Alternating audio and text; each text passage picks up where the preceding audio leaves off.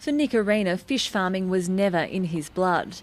The kitchen and bathroom renovator from Sydney's eastern suburbs was happily building a life for himself and his family when he got chatting to some marine biologists about how wild sea stocks were in decline, and if we wanted fish for the future, we'd have to grow them. Me being a practical sort of builder, to me, 1 and 1 equal 2. We farm our sheep, we farm our cattle, we farm our veggies, why not our fish? We've always just taken the oceans for granted. And the rest, as they say, is history. Nick and his family packed up their life and left their family and friends in Sydney in 1997 and moved to Bob's Farm in Port Stephens. And Tailor-Made Fish Farms was born, specialising in farm-grown barramundi. We basically thought that, you set up your tanks, you chuck your fish in, count the money at the end of the day was, I suppose, really what we viewed or saw the business as. But you realise it's just nothing's that easy. It was hard work. The fish are imported from South Australia or Queensland and grown in bore water sourced from the property. It's then an intensive labour effort over the next few months until the fish are ready to sell to market. The first 3 years it was 7 days a week, 12-hour days probably. It wasn't easy. I think the whole 12 years has been rather difficult, but learning the do's and don'ts has been important. But I think I also see the future as a lot brighter than what the past has been.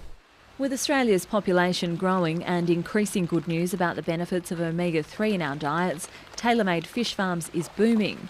Many believe aquaculture is the key to a sustainable supply of fish into the future.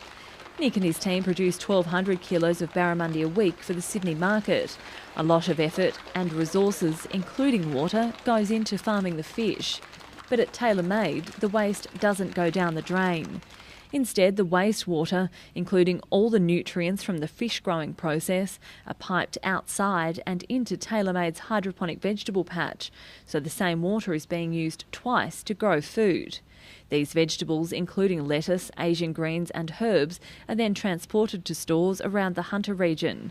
This environmentally friendly aquaculture farming technique means Nick Arena is getting bang for his bucks. The biofiltration within our fish production system actually converts ammonia to nitrite and then nitrite to nitrate. So the nitrates actually end up as a food source for plants.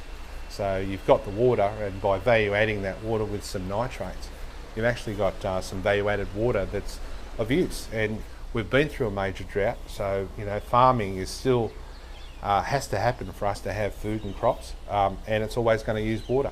To me, it makes good sense to link the two together. All of the equipment used on site has been tailor-made, purpose-built for this operation. All of our equipment is different to what's, I suppose, available in the marketplace.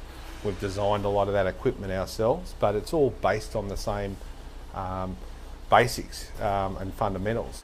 And it's been so successful, Nick has travelled the world selling and sharing his knowledge of the fish farming business and his trade secrets.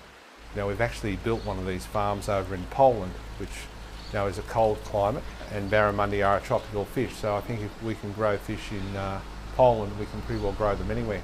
But Nick refuses to rest on his laurels. He's got bigger fish to fry.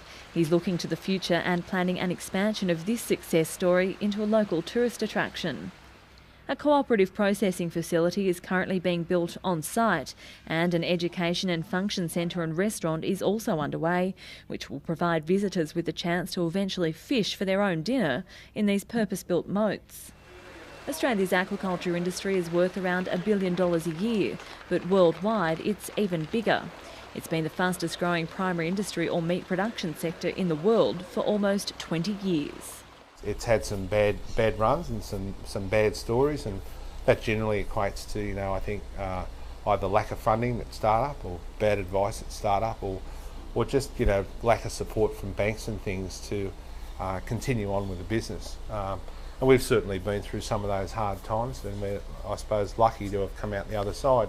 But to survive in this industry 12 years, you do build a great knowledge base on the do's and don'ts.